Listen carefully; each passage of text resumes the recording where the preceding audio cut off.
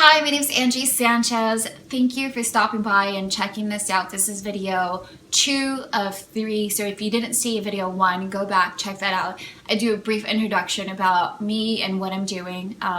Just quickly, this is going to be, well, at least first 3 are going to be about my life personally. I just want to share with you guys a few incidents that, not incidents, but my journey so far spiritually and where I've been, what I've experienced. Of course, it's not going to be everything, but I do want you guys to know who I am and where I come from.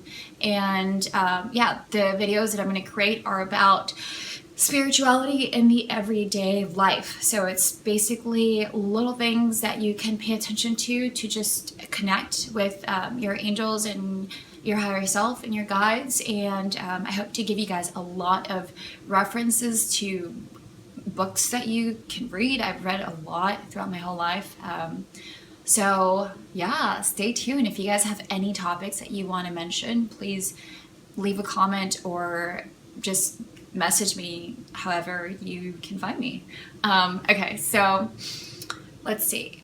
So from the ages of 10 to or 11 to 20-ish, I was, okay, 10 to 13. I was really going through a lot of adolescent things.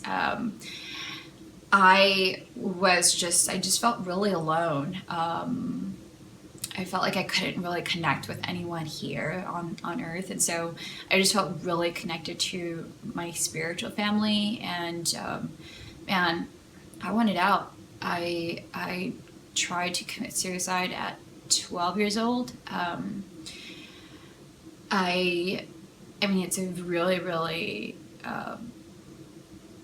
personal experience that I had, but I think that it's really important to just share these things with people, because like we all go through stuff and we've all experienced things and we've all felt lonely, and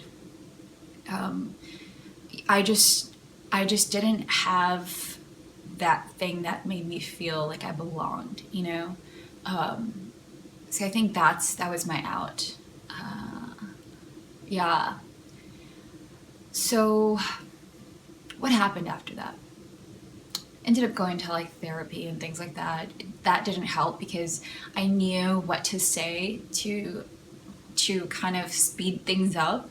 And that just, I don't know, it was kind of like just going through the process, even though it was nice to talk to someone that wasn't my family, because, you know, they're an outsider and not involved in my everyday life. I didn't have to see her all the time. So that was nice.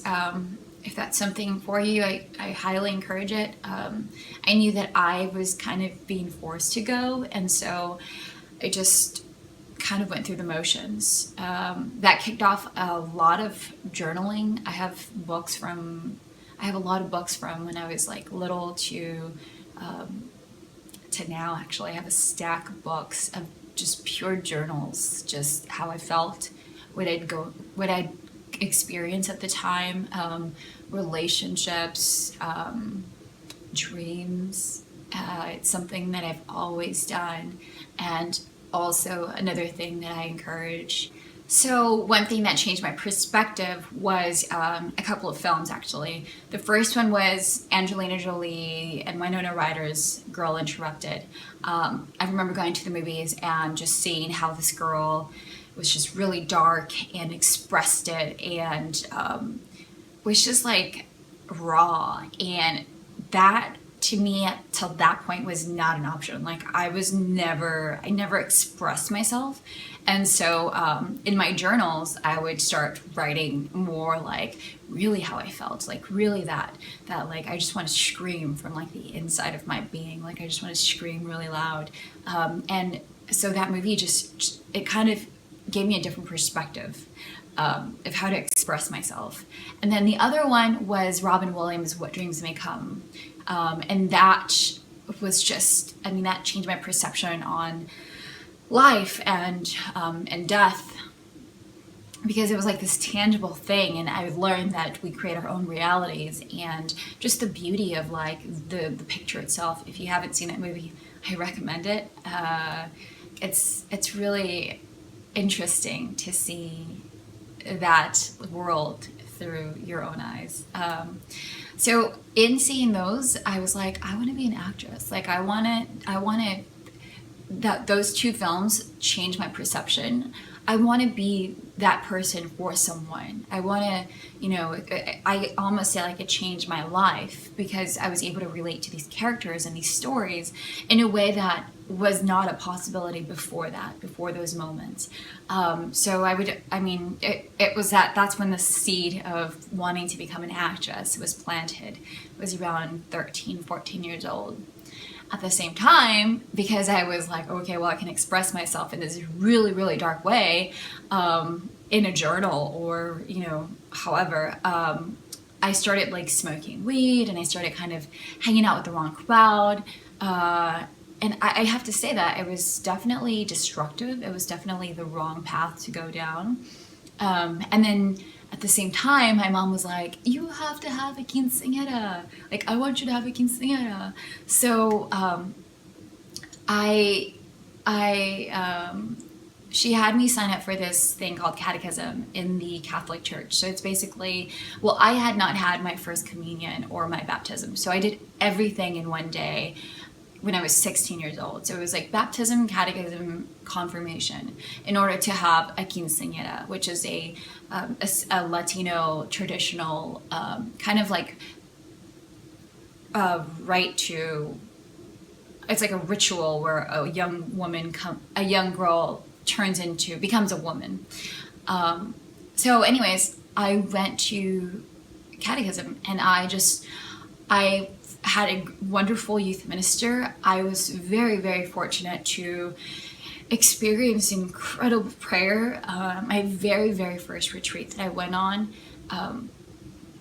I had this really profound experience where I was on my knees, and because I had known prayer since I was a little girl, I felt this really strong connection with my higher self and with my guardian angel, and with Mother Mary and with Jesus. And so I was like, okay, well, I'll just let go of this whole other life that I'm living, which is like being a little destructive, and just be in prayer and be there. And so in that moment, I remember being on my knees and kind of just surrendering this heaviness that I had all along, and feeling, my eyes were closed, and feeling this presence go in front of me. So I don't know if you guys, I'm sure you guys can do this, but you know, like when your eyes are closed and then you go like this and you feel like something is in front of you, that's the feeling that I got. And I opened my eyes and there was no one there.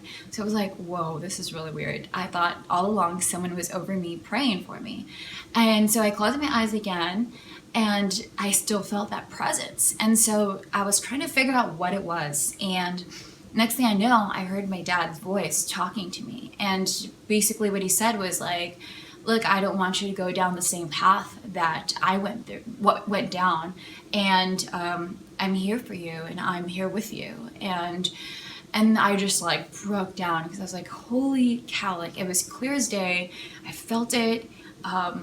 You know, I felt that like presence, and it was just life-changing for me. And then from then on, I had such profound experiences in prayer and through the Catholic Church that I wanted to become a nun.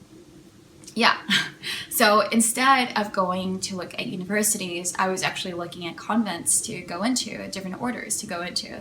And at the time, my hero was Mother Teresa, and so I wanted to like go into her order and then like move to India and just live there and like live this life of charity and devote my life to helping others. And I think I was on that path for a few years, maybe 3 or 4 years, and there came a point where I had a talk with someone and I realized that my values didn't match with what the Catholic Church believed in, or not my values, but my worldview. It was kind of limiting what I knew and what I believed. And so as much as like my experiences were great and my connections to prayer and the Holy Spirit and the Christ consciousness and everything was very profound, I decided not to go down that road. and to have like a regular adolescent, or yeah, I guess it's still late adolescent life. So yeah, those are the most profound experiences that I have, that I want to share at this moment. So just kind of my spiritual journey, and the parallel paths that are, I'd say from 18 to 20, 21-ish, I practiced Buddhism for a little while, and that was very beautiful. But at the same time, it didn't answer a lot of the questions I had about the things that I experienced, as far as seeing spirits and as far as having different experiences, and it didn't resonate with me. It didn't answer all the questions I had. So that was that.